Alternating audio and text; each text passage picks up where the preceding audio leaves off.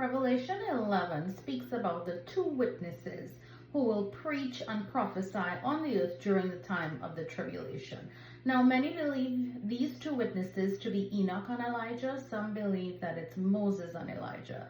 And we know that this will happen somewhere mid-tribulation. And according to the Bible, they will have the power to shoot down anyone with fire that comes from their mouth. They will have the ability and the power to shut up the heavens, meaning no rain.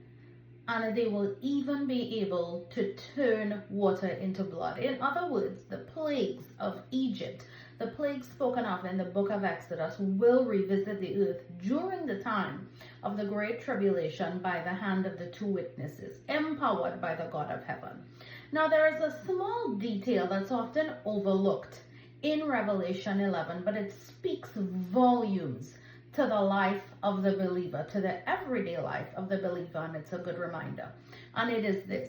So the two witnesses will prophesy on the earth for 3.5 years, 1260 days, after which time the beast coming out of the abyss will kill them. In layman's terms, I'll just put it to you this way. The devil will give the power to the Antichrist, who is basically the demonic Messiah. He will give him power to be able to kill these two witnesses, and they will lay in the streets of the holy city for 3.5 days, after which time the breath of God will quicken them to life again. They will resurrect for the whole world to see.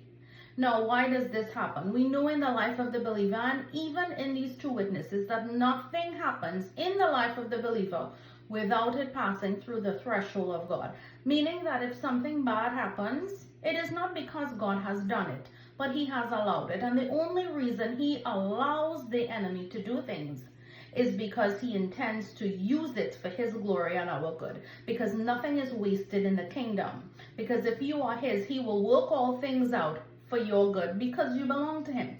So even in the life of these two witnesses, we see that yes, the Lord does allow them to be killed at the hand of the Antichrist. But then after 3.5 days, they arise, they resurrect in front of everyone. And they are taken up into the heaven. There's a heavenly voice that calls them and says, come up.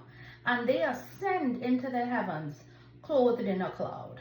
Now that's the whole thing. Clothed in a cloud. Why is that important? You see, clouds in the Bible often signify the glory of the Lord, the Shekinah glory of the Lord, that manifests the tangible glory of the Lord. They were clothed in the glory of the Lord as they resurrected from a bad situation. And that is where